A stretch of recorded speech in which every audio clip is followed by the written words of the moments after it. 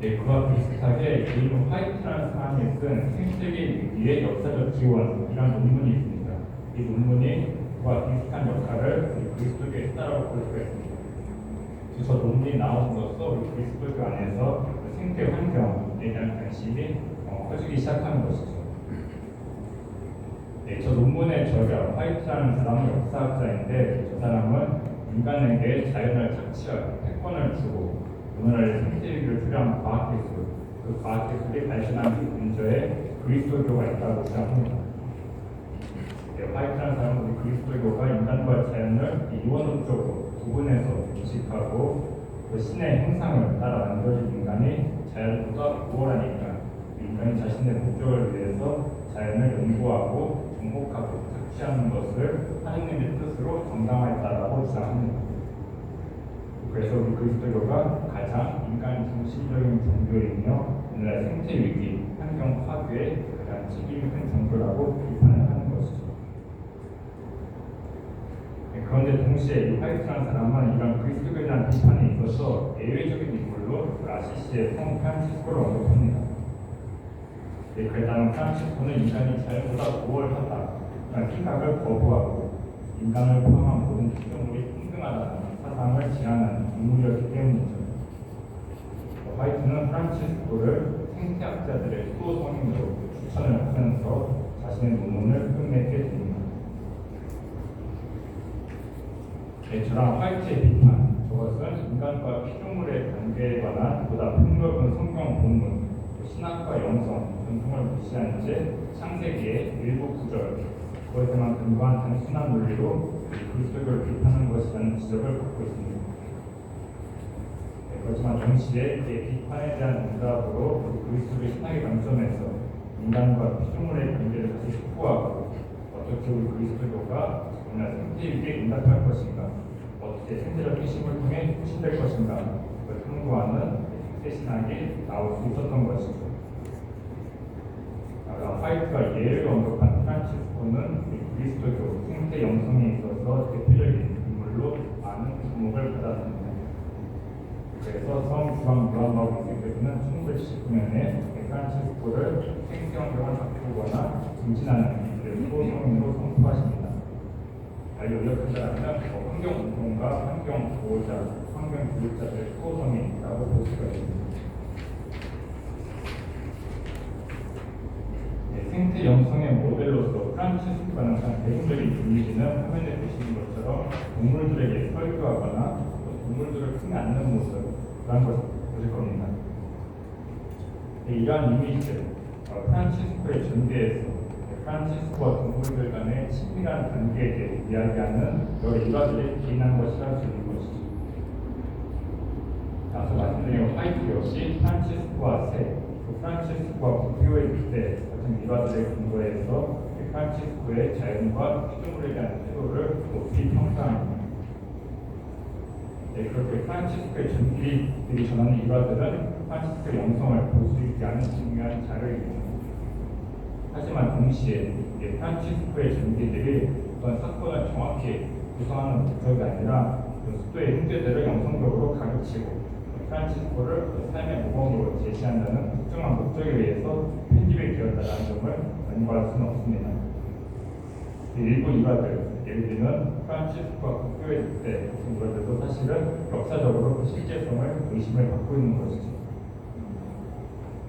이러한 점에서 볼 때 프란치스코가 실제로 피조물에 대해서 지녔던 관점과 태도, 그보다 올바르게 파악하기 위해서는 그가 직접 지은 작품인 태양 형제 노래를 함께 보는 것이 필수라고 할 수가 있습니다. 태양 형제 노래는 프란치스코의 생태 영성을 이해하는 데 있어서 그의 전기 못지않게 그 이상으로 중요한 자료인 것이죠. 사실 동물들과 친근하게 있는 프란치스코 이미지에 익숙한 분들에게 태양 형제 노래는 나도 실망스러운 작품으로 다가올 수가 있습니다. 아시는 것처럼 이 작품에는 당달새라든가 꿀벌, 양, 토끼같이 프란치스코와 다정하게 대했던 동물들의 이름은 나오지 않습니다. 심지어 동물이라는 일반 명사도 나오지 않죠. 꽃과 피도 나옵니다.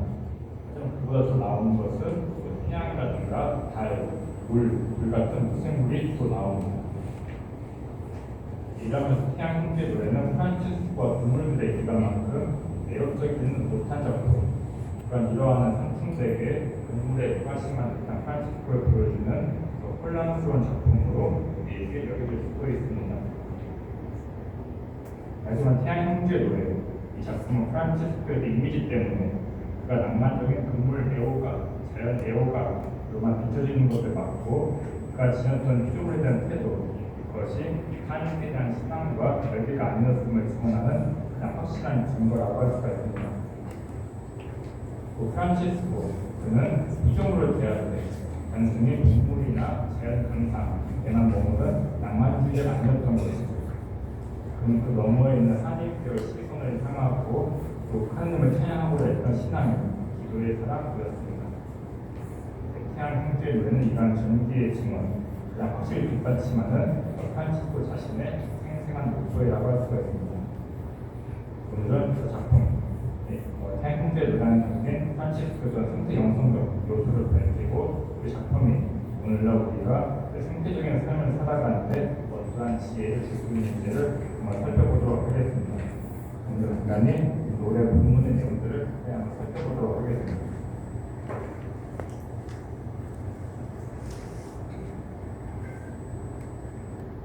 제 발표에서 태양 형제 노래 본문의 번역은 자성 형제를 사람들께서 최근에 출판하신 프란치스코와 페라라의 글 원전에 실린 그 번역을 참고했습니다.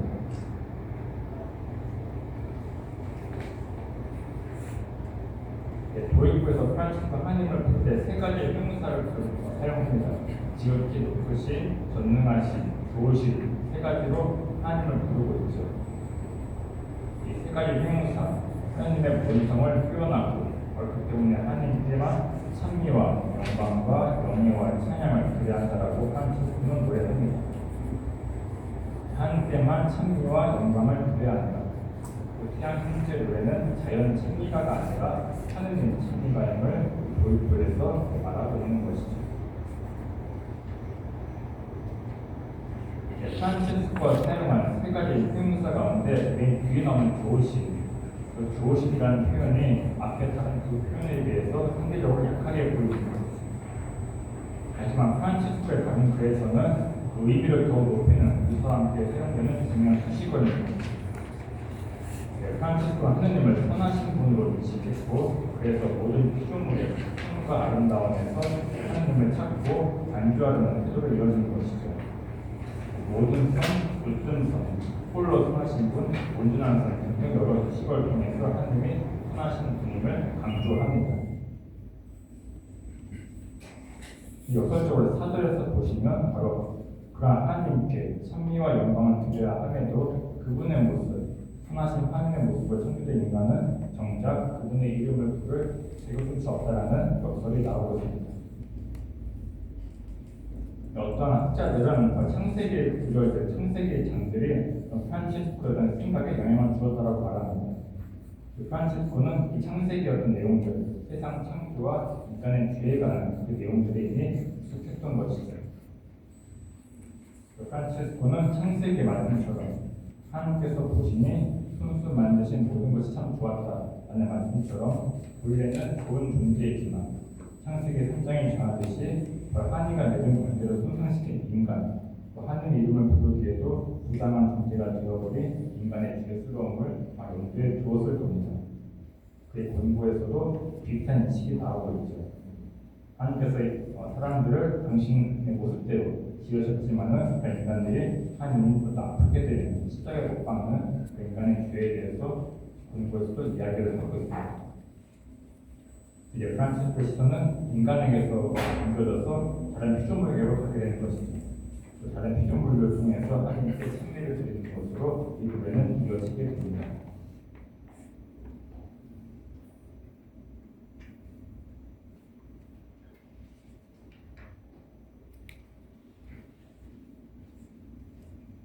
프란치스코는 동물이라는 말을 쓰지는 않지만 그것까지 포함하는 용어인 피조물이라는 말을 사용합니다.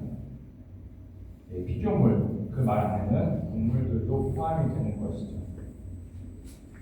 피조물이라는 용어, 같은 곳, 뭐 종달새라든가 꿀벌, 양, 이를 포함한 모든 동물들, 그들이 바로 프란치스코의 가르침에서 빠지는 것이 아님을 뒷받침하는 용어다라고 볼 수가 있습니다. 5절에서 이렇게 시작을 하고 있죠. 내 주님, 당신의 모든 피조물과 더불어 승리받으시오라고 합니다. 여기 보시면 원문에 콤이라고 하는 전치사가 있는데 전치사 콤에 두 가지 의미를 씁니다. 하나 동반의 의미, 어부라는 뜻이 있고 또 하나는 도구의 어떤 수단의 의미, 로서의 뜻이 있습니다. 어떤 학자들은 도입부에서 분명히 저자가 창민은 마땅히 뒤늦게만 속한다고 그랬기 때문에 콤이라는 말을 어떤 동반의 의미가 아니라 수단의 의미로 봐야 한다고 합니다. 즉 번역은 저 번역이 아니라 당신의 모든 피조물로서 승리받으시고 이것이 맞는 거다라고 보는 것이죠. 반면에 또 다른 의견은 제시합니다. 태양 흥의 노래에서 이 피조물, 그들이 하늘의 은혜를 인간에게 전해주고 있다.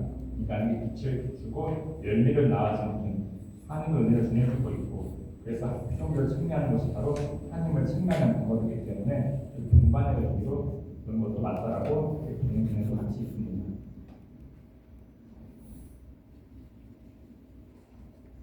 프란치스코는 구체적 피조물로 먼저 천체, 태양과 달, 별을 언급을 합니다. 이 부분에서는 여러 아름다움을 표현하는 표현들이 많이 쓰입니다. 아름답고 장엄한 광채로 빛나는 빛 맑고 어여쁜처럼 아름다움을 표현하는 형용사들이 주로 사용이 되면서 바로 창조세계의 아름다움을 노래하고 있는 것이죠. 특히 태양은 모든 피조물을 비추는 빛의 원천이고 무엇보다도 지극히 높으신 주님의 모습을 지닌 피조물로서 프란치스코에게 특별한 의미가 있습니다. 프란치스코의 전기에 따르면 프란치스코는 태양을 다른 모든 피조물보다 더 아름다운 존재, 하나님을 많이 닮은 피조물로 생각을 하였습니다. 마찬가지로 태양의 노래에서도 그렇게 태양이 주님의 모습을 지닌다라고 노래를 하고 있는 것이죠. 피조물이 주님의 모습을 지니고 있다, 주님을 표현한다라는 개념은 프란치스코가 피조물에 대해 가졌던 태도의 뿌리라고 볼 수가 있습니다. 프란치스코는 피조물을 늘 주님과 하느님과 연계해서 바라보았습니다. 피조물을 통해서 하느님을 인식하고 체험하고 묵상할 수 있었던 것이죠. 프란치스코에게 피조물은 주님과 관련되고 그분을 상기시키고 또 그분을 간주한 대로 이끈다는 점에서 참된 의미를 두는 것이었습니다. 전기에서 보는 것처럼 피조물들, 동물을 통해서 예수 그리스도의 존재를 떠올린다든가 하면서 피조물을 통해서 주님을 묵상하고 체험했던 것이 바로 프란치스코의 피조물 체험이었던 것이죠. 삼라만상, 자연 안에서 하나님의 지혜와 힘과 힘을 간주했던 프란치스코 이야기도 전기의 속에 들어있습니다.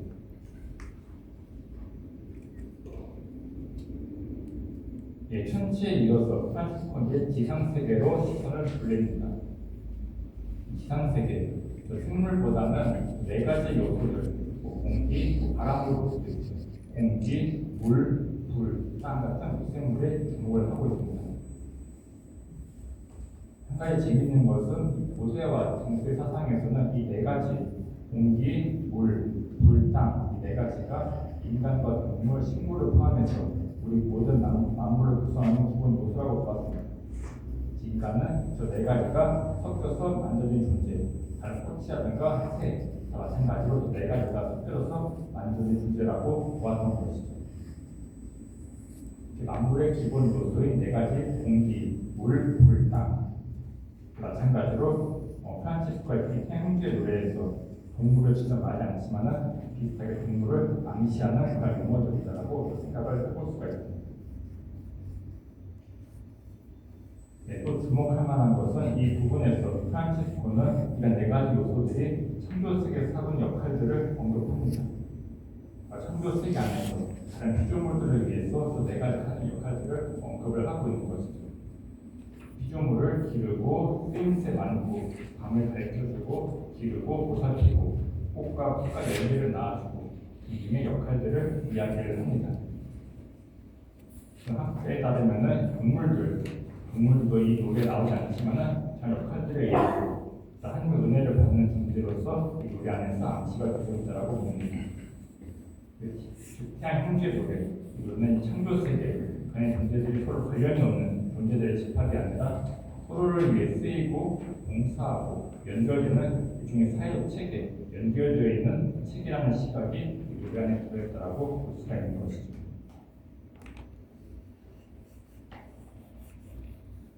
또 우리가 잘 아는 것처럼 프란치스코는 피조물을 형제, 자매 같은 가족, 친구로 부르고 있습니다. 모든 피조물의 공통의 기원, 바로 같은 한 분, 하나님 아버지부터 태어난 자매라는 인식에서 나온 표현인 것이죠. 한 분은 하나님에 의해서 모든 존재들이 연결되어 있다. 하나님은 나의 아버지시지만 동시에 저 동달새 아버지, 저 꽃의 아버지, 저 꿀벌의 아버지, 이 모두의 아버지였습니다. 아버지에 의해서 모두가 다 연결된 것이죠. 프란치스코는 다른 피조물들을 기꺼이 나의 형제, 자매로 볼 수 있었습니다. 동시에 저랑 다른 호칭들, 그것은 프란치스코의 피조물에 대한 일종의 존중의 표현으로 보는 의견들도 있습니다.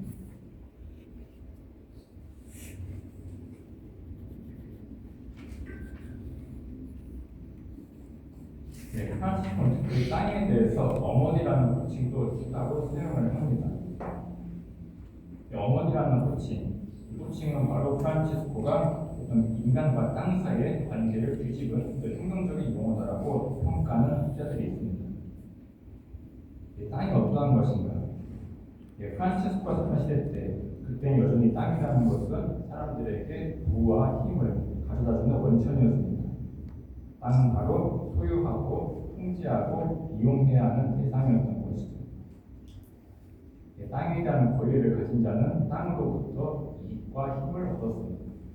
그리고 그 땅에서 일하는 사람들을 나의 농노로서 통제할 수 있었던 것이죠. 그래서 많은 엘리트 계층들은 그들의 어떤 땅들을 장악하는 것을 포기하지 않았습니다. 이 땅에 대한 어머니 호칭, 그건 바로 인간과 땅 사이의 일방적인 구조, 그걸 역전하는 것이죠. 인간이 소유하고 통제하고 이용한다. 중에 수적인 구조를 역전시키는 것이 어머니 호칭이 가지고 있는 의미라고 볼 수가 있습니다. 또 땅에 대한 새로운 시각을 보여주는 호칭인 것이죠. 또 뒤에서 보겠지만 그 호칭은 단순히 어떤 상황의 요소이 아니라 복음적인 수평적인 차원을 만지는 호칭으로도 볼 수가 있습니다.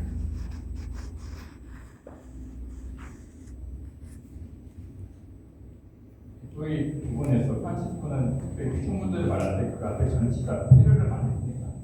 보신 것처럼 페르로서 많은 피조물이 나오고 있어요. 바람을 통하여, 물을 통하여, 불을 통하여, 통하여라는 의미로 페르라는 말이 많이 사용되어 있습니다. 페르라는 전치사, 그 말이 총 3가지 의미를 가질 수가 있습니다. 수단 외에도 원인의 의미, 주체의 의미로도 해석이 가능합니다. 수단의 의미, 하나님을 피조물을 통해서 참여하십니다. 인간이 피조물을 통해서 간접적으로 하나님을 찬미한다는 의미가 되는 것이죠. 앞에 도입부에서 사람은 하나님을 부르기 위해서 합당하지 않다고 했기 때문에 사람이 직접 하나님을 찬미하는 것이 아니라 피조물을 통해서 간접적으로 하나님을 찾고 찬미를 드리는 것이 회라는 말의 용어로서 표현이 됩니다. 다른 의미로 원인으로 볼 수가 있는 것이죠. 왜 하나님을 찬미해야 하는가? 바로 피조물 때문에, 피조물이 죽고 선하기 때문에 그 하나님은 찬미를 받으십니다. 하나님 찬미의 원인으로서도 페르라는 것을 해석을 할 수가 있습니다. 또 하나 주체 의미로 볼 수가 있습니다. 사람은 주님의 이름을 부르기에 합당하지 않기 때문에 사람을 대신해서 피조물이 하나님을 찬미하는 주체가 된다라는 의미로도 볼 수가 있는 것이죠. 피조물이 사람을 대신해서 하나님을 찬미하는 찬미의 주체가 된다라는 의미로 볼 수가 있습니다. 피조물이 하나님을 찬미하는 것, 시편에서도 볼 수 있는 어떤 성경의 전통의 일부이고 프란치스코의 전기들도 그런 이야기를 많이 전하고 있죠. 프란치스코와 다른 피조물들에게 하나님을 찬미하라고 구하는 이야기들을 전기에서 많이 볼 수가 있습니다. 이런 표현의 다양한 의미들, 이런 의미들이 바로 태양 형제 노래의 의미를 더 풍요롭게 하는 하나의 방법이다라고 볼 수가 있습니다.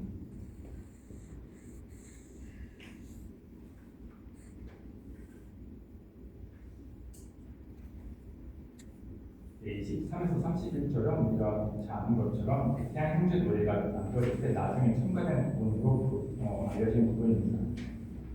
특별히 23, 26절은 우리가 잘 알고 있는 아시시 주교와 시장의 갈등을 중재하면서 프란치스코가 넣은 부분이라고 알려져 있는 것이죠. 네, 프란치스코는 아시시 주교와 시장 간의 화해와 평화를 바라면서 용서에 관한 적을 추가했다라고 프란치스코의 전기들은 전합니다. 바로 앞에까지 프란치스코의 시선이 피조물에 있었다면 그것은 이제 시선이 인간에게로 옮겨진 것이죠.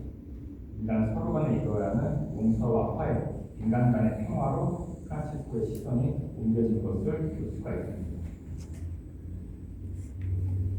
그 전기에서 이렇게 그런 이야기를 전하고 있는 것이죠. 네, 마지막에 보시면 이런 내용이 있죠. 그리하여 이 일 때문에 당신이 창가에 다음 구절을 덧붙이게 되었다.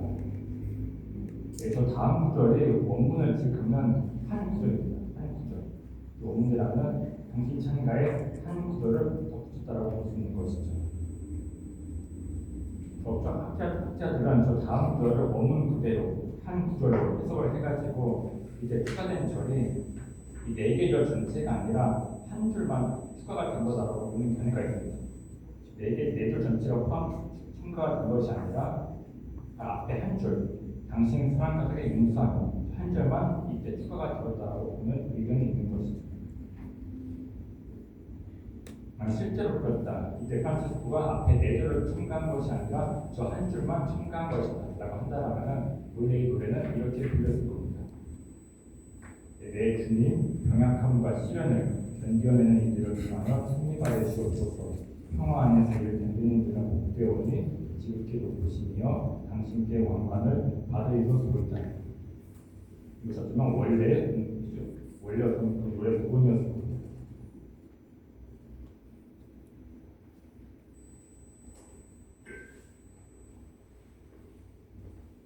네, 태양 형제 노래가 쓰인 계기에 관한 전기의 기록을 볼 때 이 앞에 절들 23에서 26절은 프란치스코가 생애 끝에서 겪었던 고통과 위로와 기쁨, 그가 체험한 내적인 평화를 가리키는 그런 부분도 볼 수가 있습니다.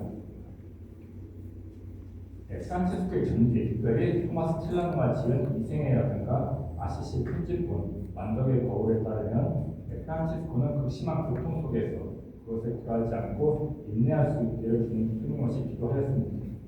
마침내 주님으로부터 구원에 대한 확신을 얻었던 것이죠. 그래서 그는 그런 확신에서 완전한 위로와 기쁨을 얻고 그런 기쁨으로 태양 형제 노래를 지었다라고 전기들은 전하고 있습니다. 즉 태양 형제 노래, 앞서 보았던 부분은 바로 이런 프란치스코의 체험, 내적인 평화를 되찾는 이 체험을 표현한 부분이라고 볼 수가 있는 것이죠. 그런 체험 때문에 그런 평화를 찾은 체험에 힘입어서 프란치스코는 두 번째 죽음, 영혼의 죽음도 두려워하지 않고 자신에게 다가오는 죽음마저도 자매로 부를 수 있게 되었습니다.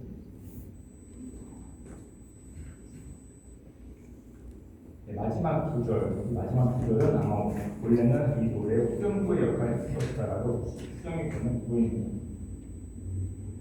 네, 재미있게도 교육부에서 주님의 이름을 부르게 도당이 되니까는 마지막에 와서는 다시 주님을 찬미하도록 초대를 받고 있죠. 학자들은 이 태양 형제의 노래가 화해의 여정을 담고 있다고 봅니다.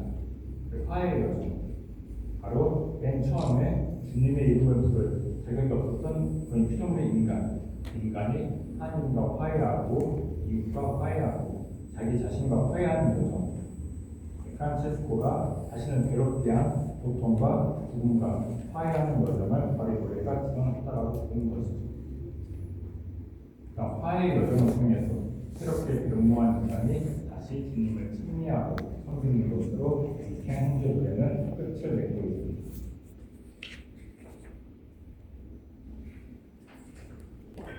이 노래 나서는 몇 가지 생태 영상들도 보도록 하겠습니다. 피조물의 힘과 가치인데요. 피조물의 선하고 좋은 것이다. 성경에 분명히 그런 구절이 나옵니다. 그리스도는 언제나 항상 유혹을 받아왔습니다. 즉 어떤 이 세상은 악한 것이다라는 유혹을 받아왔던 것이죠. 이교 사상과 만남, 세상을 선과 악으로 갈라서는 이교 사상과 만나고 현실에서 고통과 갈등, 악이라는 문제를 접하면서 그리스도는 이 세상 실제를 선과 악으로 나눠버리는 유혹을 받았습니다.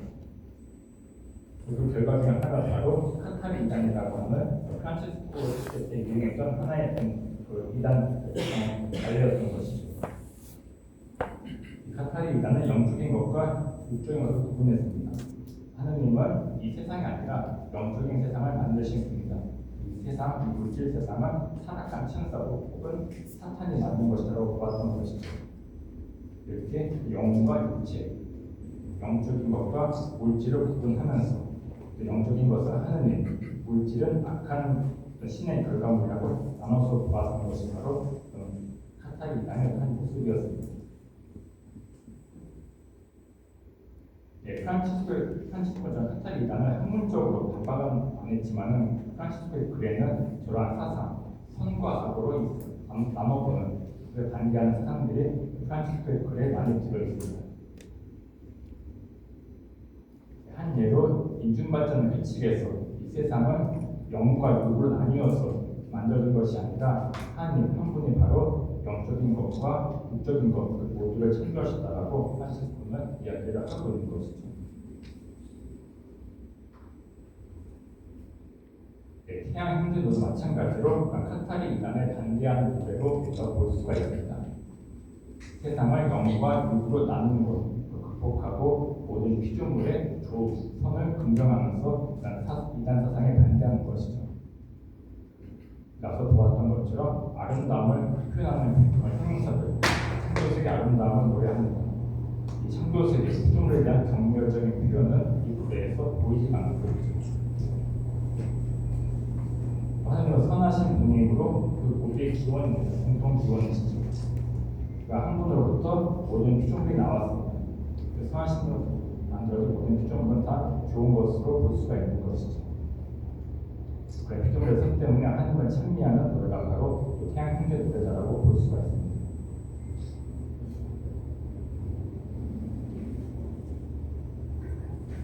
피조물의 가치에 관련해서 이 태양 형제 노래는 흔히 우리 신앙에서 이야기하고 있는 피조물의 도적 가치 또 본질적 가치, 다른 말로 대제적 가치라고 부르는데요. 이 두 가지를 모두 이 노래가 보여주고 있습니다. 도구적 가치, 바로 피조물이 인간의 필요를 채우는 도구로서 가치가 있다고 보는 것입니다.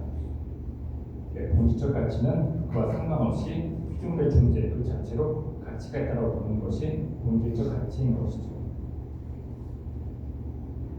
여기 그리스도교는 기본적으로 이 피조물이 인간의 필요를 채우며 인간을 위해 존재하는 도구로서 가치가 있다고 보았습니다. 물질적인 필요일 수도 있고 또 영적인 필요, 하나님께 나아가기나 영적인 필요를 위해서라도 피조물이 존재하는 것이고 가치가 있다고 보는 것이죠. 프란스어 사는 중세시대 때도 자연은 그렇게 하나님을 아이디어하고 하는데 이바지한다는 점에서 가치가 있는 것이었습니다. 도구적 가치, 오늘날 여전히 유효한 교회의 한 가르침인 것이죠. 사목 헌장, 2차 같은 공유 본문에서도 인간이 피조물을 이용한다는 것에 대해서 이야기를 하고 있습니다.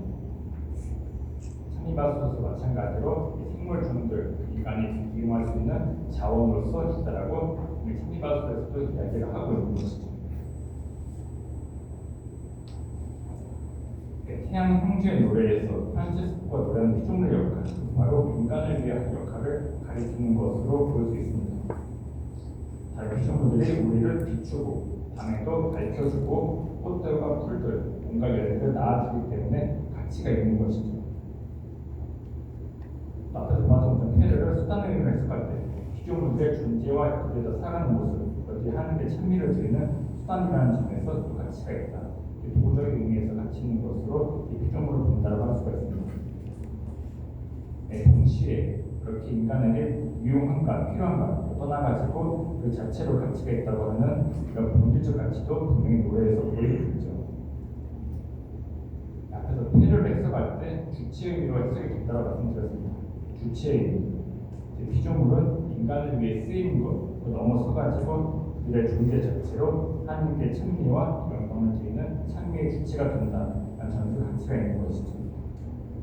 인간의 필요만이 아니라 그 존재 자체로 하나님께 영광을 드리는 것으로 가치가 있다. 본질적으로 가치가 있다는 생각이 이 노래에서도 들어있다고 볼 수가 있습니다. 그런 본질적 가치에 대해서 창립가서도 이야기를 하고 있고, 우리 가톨릭교회 교리서, 우리 교리서에도 그런 내용이 들어있죠. 동물들은 생존함으로써도 하나님을 찬미한다.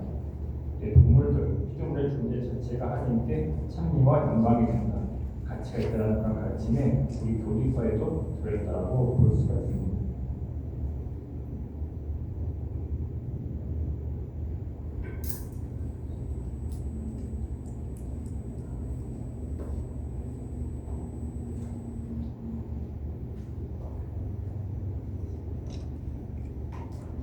두 번째는 바로 피조물의 성사성입니다. 성사성. 앞에서 봤던 피조물의 선하다는 것과 연결되는 것으로 볼 수가 있습니다. 성사가 무엇일까요? 사전적인 의미로서 성사. 성사는 바로 가장 일반적인 의미로 보았을 때 보이지 않는 하나님의 은총을 보여주는 표지입니다. 보이지 않는 은총을 전해줄 수 있고 보이지 않는 하나님을 보여주고 체험케 하는 통로가 바로 성사인 것이죠. 그래서 프란치스코에게 모든 피조물은 바로 하나님의 모습을 지닌 그분의 성과 사랑과 아름다움을 반영하는 성사와 같은 존재였습니다. 성사와 같은 존재, 성사성을 말하는 것이죠. 창조 세계, 피조물의 존재 자체가 프란치스코에게는 하나님이 계시다, 하나님 현존의 증거였습니다. 그들을 통해서 하나님을 인식하고 체험했던 것이죠. 그런 내용이 버나벤투와 같이 대전 뒤에도 마찬가지로 나오고 있습니다. 프란치스코는 피조물들을 하나님과 관련하여서 바라보고 그들 안에서 하나님을 바라보고 체험했다라고 전기에서 이야기를 하고 있는 것이죠. 오늘 천리바수도 마찬가지로 이야기하고 있습니다. 이 세상이 바로, 이 우주의 세계가 바로 하나님의 사랑의 표현이다. 피조물은 바로 하나님을 체험하는 자리임을 말하는 것이죠. 두 번째 인물이 나오는 것처럼 나오고 있죠. 이상적 현상은 영혼 안에서 하나님의 활동을 찾고자 밖에서 안으로 들어가는 것뿐만 아니라 모든 사물 안에서 하나님을 만나는 데 이르는 것입니다. 모든 사물, 피조물이 바로 하나님을 체험할 수 있는 그런 자리, 순간이라는 가르침이 저 말씀에 들어있다고 볼 수가 있습니다.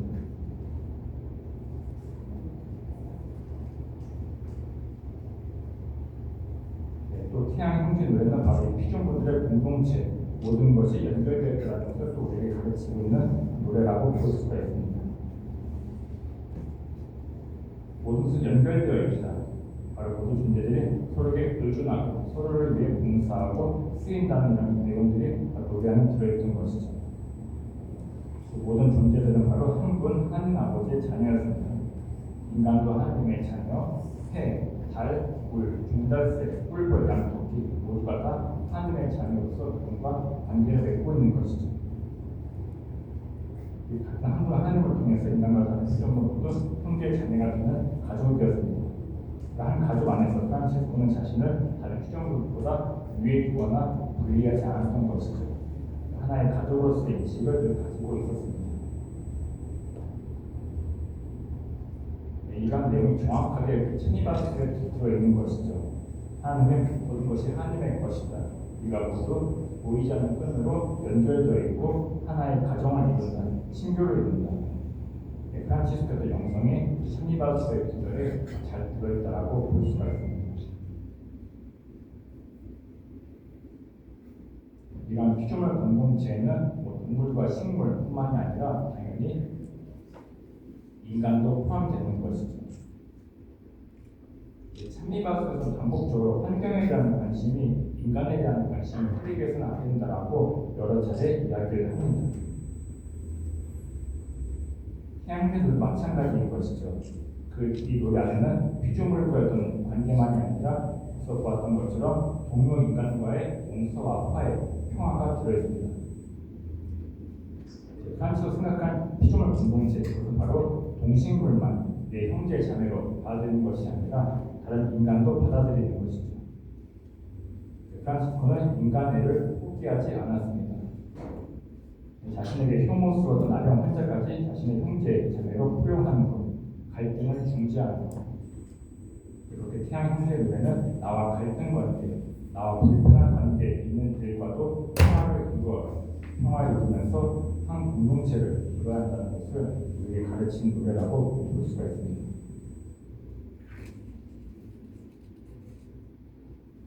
또 우리는 땅에서 그 사람들 어머니랑 호칭을 보았을 때 이 노래 안에 자금과 봉사에 대한 내용이 들은 것으로 볼 수가 있습니다.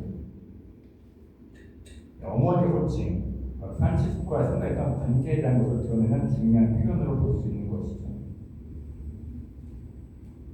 이 어머니 호칭 중에서 프란치스코는 인간과 땅의 관계를 뒤집었다라고 말씀드렸습니다. 그렇다고 땅이 인간을 지배하는 것이 아니었던 것이죠. 프란치스코는 땅이 인간의 지배자가 아니라 땅은 우리 모두를 기르고 우리에게 봉사하는 어머니라고 인식을 하고 있습니다. 어머니 역할이 무엇인가? 그 프란치스코의 글에서 보는 것처럼 바로 사랑하고 돌보는 역할이 바로 어머니 역할이라고 본 것이죠. 또 관계성에 대해서 프란치스코는 다른 형제 위에 군림하면서 통제하는 수직적인 차원이 아니라 형제에게 봉사하는 수평적인 차원을 강조합니다. 그러면서 자금의 가치를 강조하는 것이죠. 프란치스코의 땅은 자신을 낮춰서 모든 피조물을 기르고 돌보면서 우리를 위해서 온갖 열매를 낳아주는 헌신적인 어머니였습니다. 땅이 우리를 기르고 보살피는 것처럼 우리 역시도 마찬가지로 어떤 공동의 집을 치유하고 보살피는 어머니로서의 역할이 필요하다고 볼 수가 있는 것입니다. 프란치스코가 하느님의 사랑과 겸손의 최고의 표현이 바로 예수 그리스도라고 보았습니다. 그분의 육화, 바로 인간의 모습으로 태어나시고 순환을 족보시고 하나님과 같은 분이시지만은 우리를 위해서 자신을 버리시고 작은 아기의 모습으로 나약함을 취하신 사건, 그 십자가에서 온전히 당신 자신을 내어주신 그 사건이 바로 하나님의 사랑과 겸손의 최고 표현이라고 보았던 것이죠. 자신을 버리시고 온전히 자기를 내어주신 예수 그리스도, 그분이 지금도 성제성사하면서 우리에게 오신다고 프란치스코는 자신의 글에서 강조합니다. 하나님의 사랑과 겸손, 그 예수 그리스도의 육화와 순환으로 표현되는 사랑과 겸손, 그것이 바로 그리스도인들이 따라야 할 삶의 과제인 것이죠. 자신을 내어주는 삶, 예수님께서 바로 육화와 십자가에서 당신을 내어주신 것처럼 마찬가지로 자신을 내어주는 삶을 살아야 한다. 우리가 삶의 과제다라고 볼 수가 있습니다. 태양 형제 우리가 바로 자신을 내어주는 삶을 살아야 한다는 것을 가르치는 노래로 볼 수가 있는 것이죠.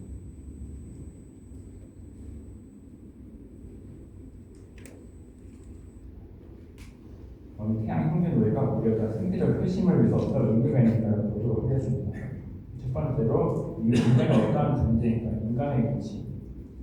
인간이 바로 지구 안에서 한 가족이며 보호자임을 비운다라고 볼 수가 있습니다. 인간과 힘을 관계를 어떻게 보아야 하는가? 아소바토의 리는 화이트 비판에서는 바로 지배 모델이었습니다. 인간이 자연을 지배할 자격이 있다라고 보았던 지배 모델이었던 것이죠. 저런 지배 모델에 반대해서 오늘날 강조가 되는 것은 바로 피조물 공동체 모델, 달리 말하면 친족관계 모델입니다.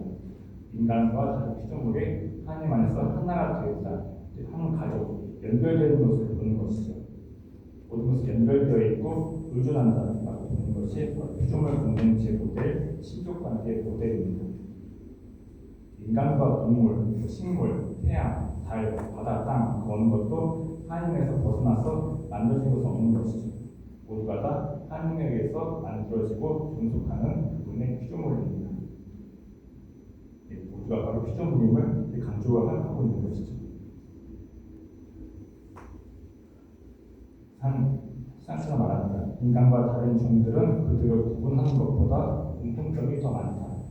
인간과 다른 동물, 식물 사이에는 차이점보다 공통점이 더 많다라고 신학자는 이야기를 하고 있는 것이죠.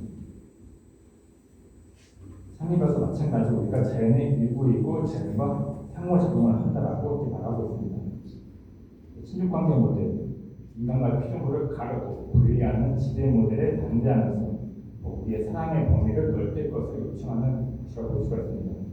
다른 종의 피조물까지 끌어안을 수 있는 사랑의 범위를 넓히라고 이 친족관계 모델이 우리에게 가르치고 있는 것이죠.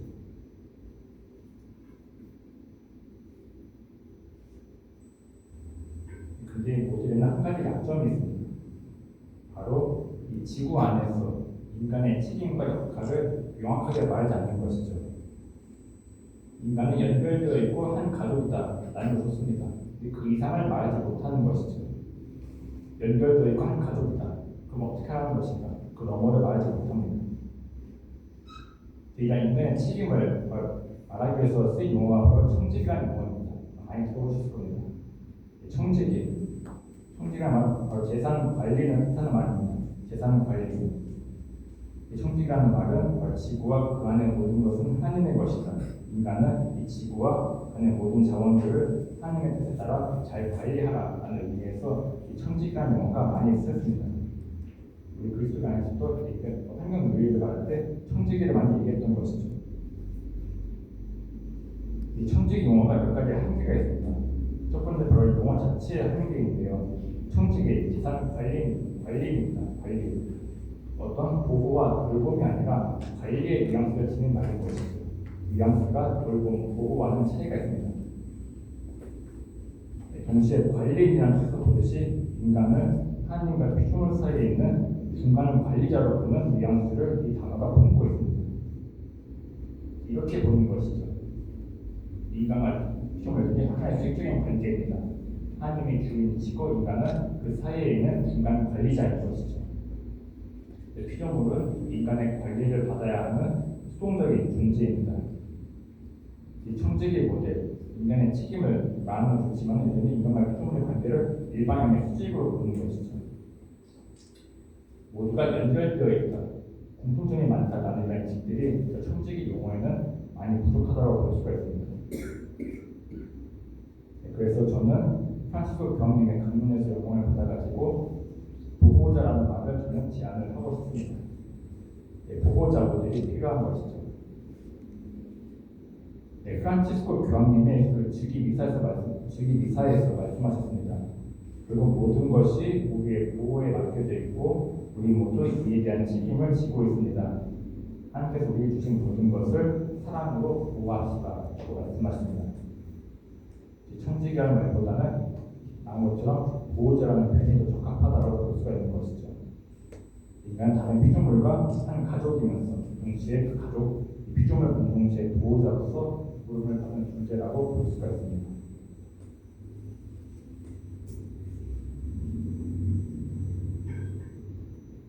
이런 관리자와 보호자의 차이에 대해서 한 이문이 있는데요. 한번 읽어보도록 하겠습니다. 훌륭한 관리자는 책임을 지고 관리하고 자신이 맡은 바 의무를 이행한다.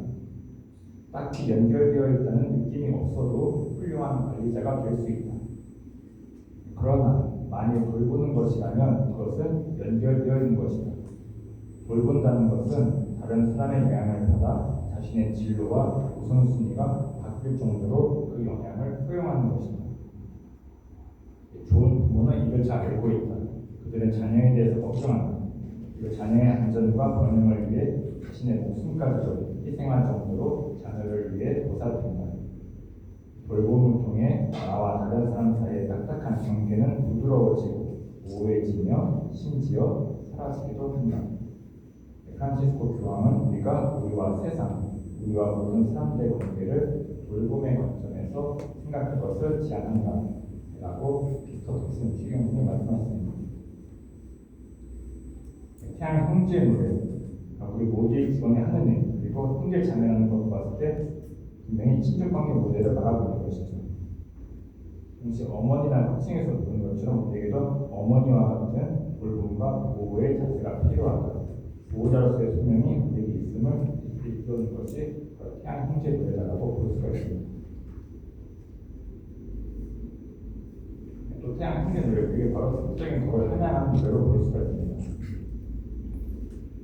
찬미바우스에서 어떤 생태적인 덕목을 7가지가 나옵니다. 보신 것처럼 찬미, 감사, 돌봄, 정의, 노동, 절제, 겸손 7가지의 덕이 찬미바우스에서 반복적으로 전주가 되고 있는 생태적인 덕목인 것이죠. 태양의 노래는 이러한 덕목들을 함양하는 노래다라고 볼 수가 있습니다. 피조물에 대한 경이로움을 일깨울 수 있고 피조물의 어떤 존재에 감사하고 그들 나의 형제자매로 인식하면서 하나님께 찬미를 드리는 모습을 통해서 이러한 덕목들을 우리가 볼 수가 있는 것이죠. 그래서 주님의 육화점, 내어주는 삶을 통해서 절대자의 자리가 아니라 가족의 자리, 보호자의 자리로 내려와야 한다. 점에서 저런 덕목들을 태양의 노래가 품고 있다라고 볼 수가 있겠습니다. 네, 마지막으로 태양의 노래는 우리에게 일종의 신비 체험을 말합니다. 신비 체험, 회심의 삶의 하나님 체험과 연결된다고 보는 것이죠. 생태적 회심의 삶, 그것을 신비 체험, 바로 하나님을 발견하고 체험하는 것을 수반해야 합니다. 생태적 삶이 무엇인가? 단순히 정치적인 행동만이 아니라 하나님 체험에 함께해야 한다는 것이죠. 자연의 아름다움, 지구를 위한 투신, 더 나아가서 그 안에서 겪게 되는 실패와 좌절, 그 모든 것에서 하나님을 찾는 신비 체험이 필요하다고 볼 수가 있습니다. 태양 형제의 노래, 우리에게 프란치스코의 신비 체험을 이야기합니다. 창조 세계 아름다움 속에서 하나님을 발견하고 찬양하는 프란치스코의 체험이 이 노래에 녹아 있는 것이죠. 동시에 태양 형제의 노래는 프란치스코가 그걸 짓누른 고통에서 만들어진 것입니다. 프란치스코의 전기들, 프란치스코가 고통을 통해서 주님 순환에 더 깊이 참여하고 주님께로부터 구원에 대한 위로를 받음으로써 이 노래가 만들어졌다고 전기들은 전하고 있죠. 태양의 노래는 후반부에서 고통과 죽음에 대한 두려움 속에서 쓰러지지 않고 주님의 위로를 체험하고 평화를 되찾은 한 영혼 프란치스코의 이야기를 전해주고 있습니다. 생태적 회심의 삶에서 희생들, 때로는 실천과 행동이 결실로 이어지지 않죠. 상황은 더욱더 악화되는 것 같습니다. 올해 여름은 가장 시원한 여름이었다고 이야기를 하고 있죠. 내년 더 더울 거다라고 이야기를 합니다. 아니, 이런 현실 속에서 태양 형제 노래는 프란치스코가 그랬던 것처럼 그런 좌절, 실패, 고통스러운 현실이 우리가 주님 순환에 참여하는 길이다. 20대 우리가 주님 순환에 참여하는 길이 바로 이런 것임을 가르치는 것으로 볼 수가 있습니다. 프란치스코가 주님 순환에 참여함으로써 위로와 희망을 얻은 것처럼 생태적인 회심의 삶을 통해서 주님 순환에 참여하고 그 안에서 위로와 희망을 얻을 수 있다고 볼 수 있는 것이죠. 생태적 회심의 삶, 우리가 생태 환경을 위한 삶에서 겪게 될 기쁨과 좌절, 우리의 삶에서 하나님을 찾는 신비가 되는 삶으로 볼 수가 있습니다. 프란치스코가 피조물을 통해서 또 고통스러운 현실 안에서 하나님을 찾았던 것처럼 또 공동의 지구 안에서 피조물 안에서 우리가 이루는 성공과 결실, 때로는 느린 진행과 실패, 아픔 속에서 하나님을 찾는 것이 바로 생태적 회심의 삶인 것이죠. 제가 번역한 책에 대한 마지막에 저런 문장이 나옵니다. 우리에게 필요한 것은 생태적 실천의 신비 체험입니다. 생태적 실천에 헌신하는 그리스도인들은 자연세계의 무한한 아름다움에 대한 체험뿐만 아니라 상실과 실패, 좌절이라는 고통스러운 어둠만, 그리고 지구와 지구의 피조물들에 대한 지속적인 평생의 헌신에서도 하나님을 찾는 신비가가 되어야 한다라고 이야기를 합니다. 생태적 회심의 삶, 우리가 하나님을 찾는 삶이다. 하나님을 체험하는 그런 장이 바로 우리의 생태적인 삶임을 말하는 것이다라고 볼 수가 있겠습니다. 마무리를 지어보겠습니다. 프란치스코, 그는 분명 우리와 다른 시대에 살았습니다. 프란치스코는 기후기가 없던 시대에 살았고 아마 생태라는 단어도 프란치스코는 몰랐을 겁니다. 한편으로 프란치스코는 우리와 비슷한 시대에 살았던 것 같습니다. 세상을 둘로 바라보는 시대에 살았던 것이죠. 프란치스코 시대 때 영혼과 물질을 갈라서 봤다면 우리 이 시대는 인간과 자연, 인간과 지구를 갈라서 보고 있습니다. 그래서 태양 형제 노래가 이야기하는 어떤 통합과 평화가 시대적 여정에 호소력이 있다라고 볼 수가 있는 것이죠. 네, 태양 형제 노래는 분열을 극복하고 통합을 시도한 노래입니다.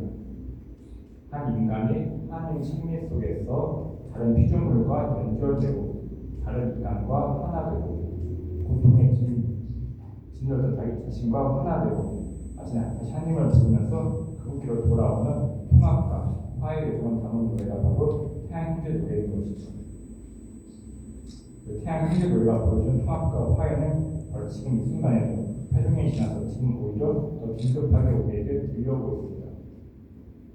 기후위기로 대표되는 자연과의 갈등, 국가 간의 갈등도 극심해지고 하나님께 대한 신앙과 복음이 잊혀져가는 현실 속에서 태양 형제의 노래는 하나님과 우리 자신, 이웃, 공동의 지구와 다른 피조물들을 다시 하나로 잇는 통합과 화해의 영성을 가르치면서 또 우리에게 보호자로서의 소명을 일깨우고 있는 것이죠. 네, 생태적 회심의 삶은 가르고 배척하는 삶이 아닙니다. 네, 프란치스코 교황님이 말씀하신 것처럼 자기 자신에게서 벗어나 하느님, 타인, 피조물과 친교를 이루고 관계를 맺으면서 더욱 성숙하고 거룩하게 사는 삶이 바로 생태적 회심의 삶입니다. 네, 태양 형제 노래는 바로 그러한 거룩한 삶, 생태적 회심의 삶으로 우리 모두를 초대하는 한 가난주의의 노래, 신앙인의 노래, 그 노래 사람이 부른 찬미가라고 할 수가 있을 겁니다. 네, 제가 준비한 내용은 여기까지입니다. 감사합니다.